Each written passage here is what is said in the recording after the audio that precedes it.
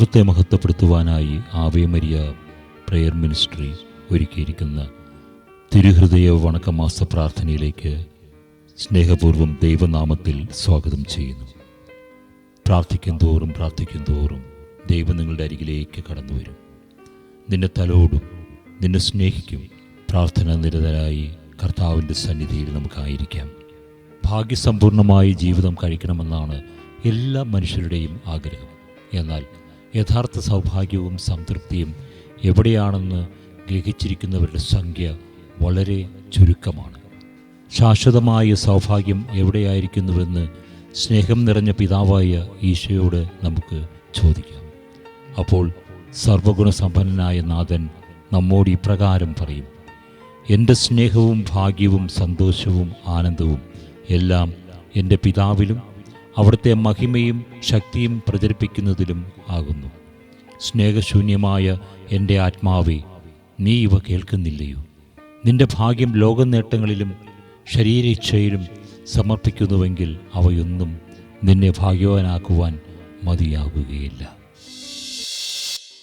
സ്വർഗവാസികളുടെ സൗഭാഗ്യവും സന്തോഷവുമായിരിക്കുന്ന ഈശോയുടെ ദിവ്യഹൃദയമേ, ഞാൻ ഇന്നുവരെയും യഥാർത്ഥ സൗഭാഗ്യം ഏതെന്നറിയാതെ ലൗകിക വസ്തുക്കളിൽ എൻ്റെ സ്നേഹം അർപ്പിച്ചുപോയി എന്നത് വാസ്തവമാണ്. എന്നാലിപ്പോൾ എൻ്റെ ഭാഗ്യം എവിടെയാണെന്നറിയുന്നു. സകല ഭാഗ്യങ്ങളും അടങ്ങിയിരിക്കുന്ന ഭണ്ഡാരവും എൻ്റെ ബുദ്ധിയുടെ പ്രകാശവും ഹൃദയത്തിൻ്റെ സന്തോഷവുമായ മിശിഹായെ, അങ്ങേ ഞാൻ ആരാധിക്കുന്നു. എൻ്റെ ആത്മശരീര ശക്തികൾ ഒക്കെയോടും കൂടി സ്നേഹിക്കുന്നു. വത്സലനിധിയായ ഈശോയെ, അങ്ങ് മാത്രം എൻ്റെ സമ്പത്തും സകല ഭാഗ്യവുമായിരിക്കുന്നു. എൻ്റെ ശിഷ്ടജീവിതം അങ്ങയെ സ്നേഹിപ്പാനും സേവിപ്പാനും അനുഗ്രഹം നൽകിയരുളണമേ. പ്രാർത്ഥന. കർത്താവേ, അങ്ങേ മണവാട്ടിയായ തിരുസഭയ്ക്ക് പൂർണ്ണ സ്വാതന്ത്ര്യം കൊടുത്തരുളേണമേ. ഞങ്ങളുടെ പിതാവായ പരിശുദ്ധ പാപ്പായെ സംരക്ഷിക്കണമേ. എല്ലാവരും അങ്ങേ ഏക സത്യസഭയെ അറിഞ്ഞ് ഏക ഇടയൻ്റെ കീഴാകുന്നതിന് വേഗത്തിൽ ഇടവരുത്തണമേ. നിർഭാഗ്യ പാപികളുടെ മേൽ കൃപയായിരിക്കണമേ.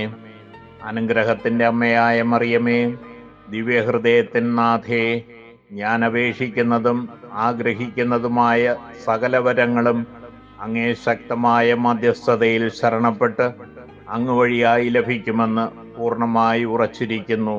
ആമേൻ.